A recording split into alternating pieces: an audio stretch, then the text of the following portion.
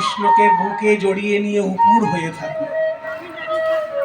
বুকের মাঝে কৃষ্ণ আর উপুর হয়ে রয়েছে সুদামা, পিঠ পেতে দিয়েছে। গাছ ভেঙে পড়ে ডাল পড়লো সুদামার গায়ে, কৃষ্ণের অঙ্গে ব্যথা লাগতে দিল না। ঝড় যখন থেমে গেল, কৃষ্ণ সুদামা যখন এসেছে গুরুদেবের মন্দিরে, গুরুদেব ভয়ঙ্কর ঝড় এসেছিল আজকে। হ্যাঁ হ্যাঁ, আমি বুঝতে পেরেছি, সেই জন্যই তো তোমাদেরকে পাঠিয়েছি যে এই ঝড়ে তোমরা কি করে বুদ্ধি প্রয়োগ করে ঝড় কাটিয়ে ফিরে আসতে পারো। বলো, কোনো ক্ষতি হয়নি তো? না, আমাদের কারণ প্রাণ সংশয় হয়নি, কিন্তু গাছের ডাল অনেক ভেঙে পড়েছে। আর আমার বন্ধু সুদামা আমাকে এত ভালোবাসে, আমাকে বুকের মধ্যে নিয়ে উপুর হয়েছিল, একটা ডাল ভেঙে ওর পিঠের উপর পড়েছে, আমাকে লাগতে দেয়। খুব খুশি হলাম শুনে। শোনো কৃষ্ণ, তোমার বন্ধু আজকে যেমন তোমার উপকার করেছে, ভবিষ্যতে তোমার বন্ধু যদি কখনো বিপদে পড়ে তুমিও তাকে উপকার করবে। বন্ধু কাকে বলে জানো তো? আনন্দের দিনে শুধু একসঙ্গে বসে বসে মদ খেলেই বন্ধু হওয়া যায় না। বন্ধু হতে গেলে দায়িত্ব পালন করতে হয়। কিরকম দায়িত্ব?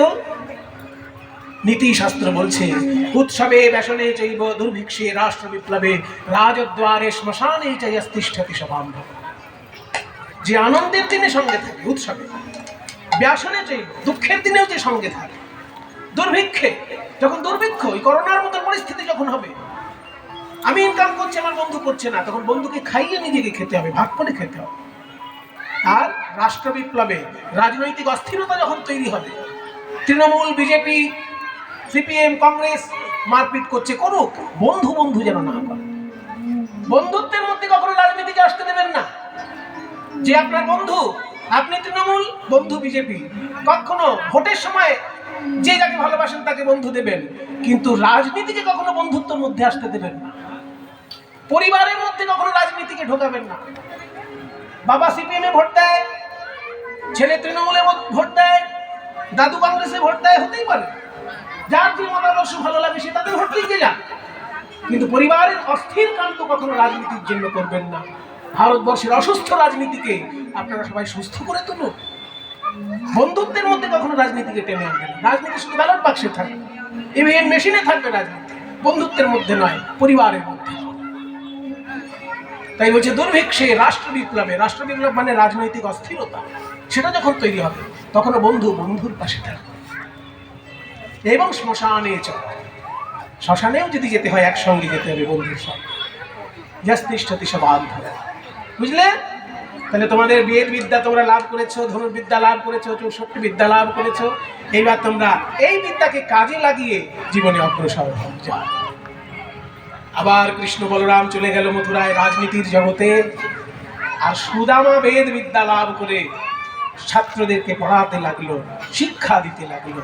কিন্তু বাবা, ছাত্রদেরকে পড়াতে পড়াতে তার অবস্থা এত দারিদ্র হয়ে গেল, কোনো ছাত্র আছে একটু দক্ষিণা দিতে, ফাঁকি দিতে ভালোবাসে, 4টে মাসে দিল, 5টা মাসে দিল, 1টা মাসে দিল না।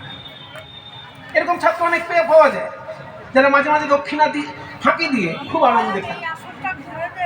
এইরকম পরিস্থিতি যখন সুদামার জীবনে নেমে আসলো, ফাঁকি দিতে দিতে ছাত্রদেরকে, বিদ্যাদানে তার কোনো কুণ্ঠা নেই, বিদ্যাদানে তার কোনো কৃপণতা নেই, কিন্তু ছাত্রদের দক্ষিণাদানে কৃপণতা এমন জায়গায় নেমে এলো যে দারিদ্র্যের দংশনে সুদামার জীবন একেবারে অসহ্য হয়ে গেল।